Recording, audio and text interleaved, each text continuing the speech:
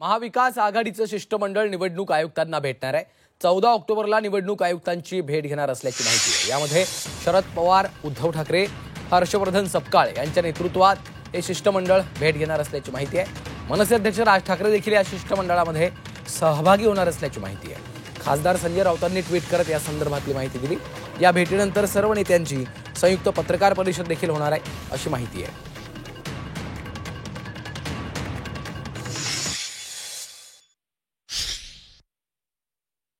आयोगाला भेटणं ही औपचारिकता, कारण ते काही करत नाही।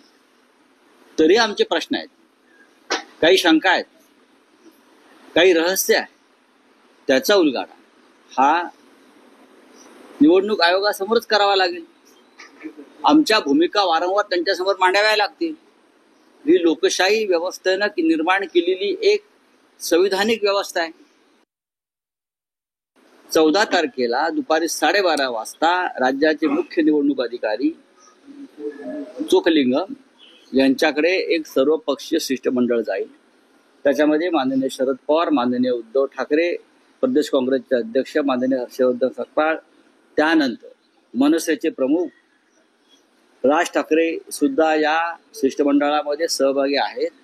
त्यानंतर कॉम्रेड अजित नवले, कॉम्रेड प्रकाश रेड्डी, कॉम्रेड सुभाष लांडे, त्यानंतर जयंतराव पाटील, असे सगळे सर्व पक्षी आम्ही अबू आदमी यांना आमंत्रण दिलंय। महापालिकेला महायुतीला बहुमत आल्यानंतर निवडणूक आयोगाच्या नावानं बोट मोडण्याचं काम करू नका। खरं तर लोकशाही वाचवण्याच्या गप्पा संजय राऊत यांनी करू नये। आधी आपला उरला सुरला पक्ष वाचवण्यासाठी प्रयत्न करावे, कारण बाळासाहेब ठाकरे यांचे विचार सोडल्यामुळे तुमचा पक्ष संपत चाललेला आहे। लोकशाही वाचवण्याची भाषा संजय राऊत यांनी नंतर करावी, आधी आपला उरलेला सुरलेला पक्ष वाचवण्याकडे लक्ष द्यावं।